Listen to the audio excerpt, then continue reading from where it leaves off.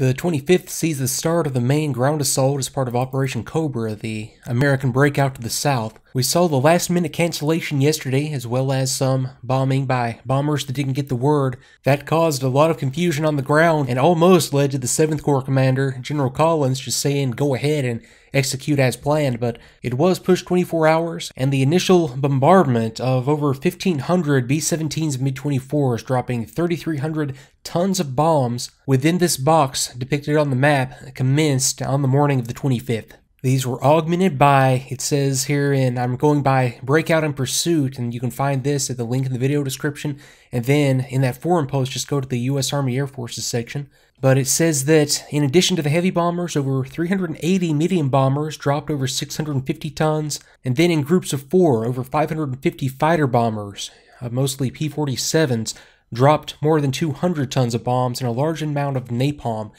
Now, this is the attack that's usually cited when the discussion of short bombing and the use of strategic bombers in roles like this comes up. And again from Breakout and Pursuit, and I'll quote, "Once the attack began, great clouds of dust and smoke obscured not only the markers, but terrain features as well.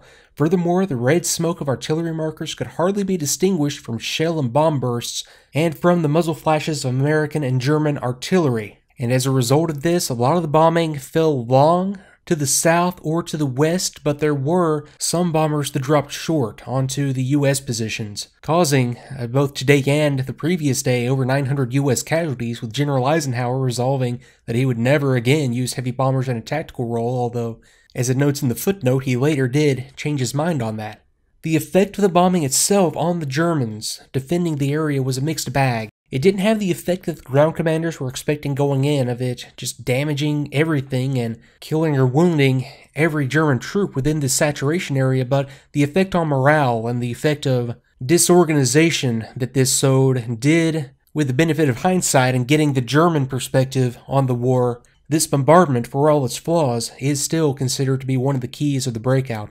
Now, looking at the map here, the initial lines are up here, this blue hatched line that we see just north of the St. Lô-Perrier Road. This is where they started the day, and then they only got down to the brown line on this first day. It was just infantry nudging forward, capturing the ground, and probing for weak spots, and it wasn't until the morning of the next day that General Collins committed his armored divisions, and that's where the big breakout happens in green right here on the map, and we'll have a look at that tomorrow on the 26th. So, running through the summaries, 441, Flying Officer Lessert reported to the squadron from 83 GSU for flying duties. 12 aircraft took off shortly after noon on armed reconnaissance, which proved uneventful. At 0725, 12 aircraft carried out an armed reconnaissance of 3 Harcourt Falaise on A area. A few scattered MET were spotted and attacked, resulting in 1 smoker and 2 damaged. 442, sunny morning, 12 up on an armed recce at 0620, but saw little. Second time at 1100 hours. Squadron led by Wing Commander Russell on patrol, quiet but saw a lot of flak. A fighter sweep airborne at 1600 hours but couldn't locate any enemy aircraft. Armed recce at 2000 hours, went down on a couple of trucks. A number went to see the movie Lifeboat, and before midnight, searchlights coned a couple of German planes, and tracer bullets were fired from a rifle to help out our anti-aircraft gunners. And then 443, weather cloudy and hazy, visibility poor. Advice received from 83 Group Rear that Flight Lieutenant Schenk will be non-effective for over 21 days, and a posting is being requested to our depot. Aircraft flown by Flying Officer Harrell struck by flak in the port wing and aileron while flying on the deck. No casualty, although the aircraft is Cat AC, and aircraft was able to land at the base safely. On an armed recce during the evening, Flight Lieutenant Prest's aircraft struck by flak in the tail unit, receiving Cat A damage. On same mission, Flying Officer Monroe bailed out of his aircraft near Villers-Bocage after he had reported over the RT that his temperature was off the clock and, in attempting to glide back, failed to bring him near enough to the Allied lines. He was reported missing, and particulars are unknown at this point. So let's dig into this larger than usual number of armed recces, 0620 to 0730, 442 Squadron.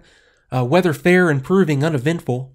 And at that same time, 443 was airborne on a 0620 armed reconnaissance. 12 aircraft dispatched on armed recce to Bretteville, Falaise, Mézidon. Weather very hazy up to 4,000 feet, visibility 1.5 miles. 7/10 thin cloud base, 3,500 tops, 5,000. Several MET attacked.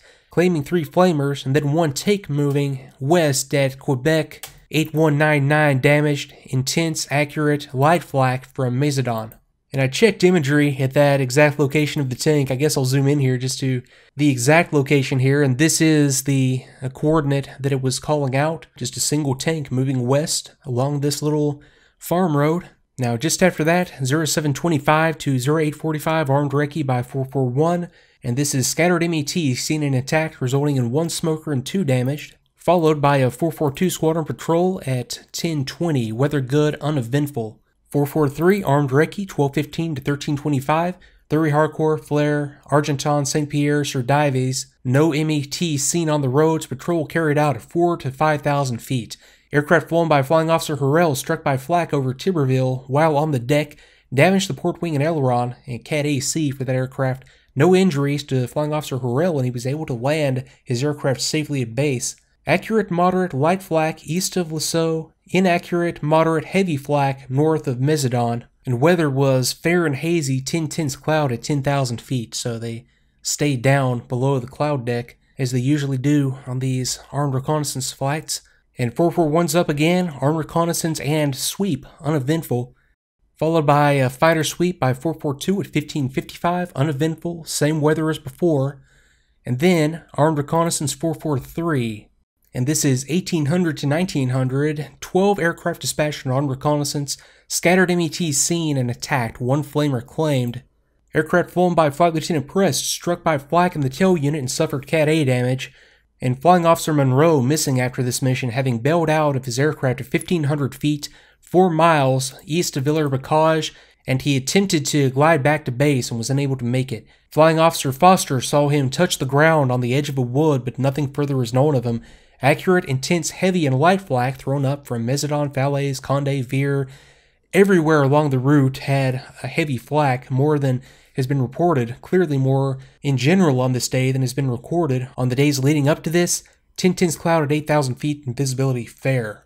And flak damage in general, especially for armed reconnaissance missions and especially for something like Typhoon operations where it's strictly air to ground, is the biggest danger to these pilots. The Luftwaffe is not out in force, and the majority of the casualties, and I would have to go and dig for some numbers on this to find some actual stats, but the majority of the casualties suffered by aircraft within this phase of the war were due to flak, mostly at low level, making strafing runs or doing ground attacks of the type that have been carried out here.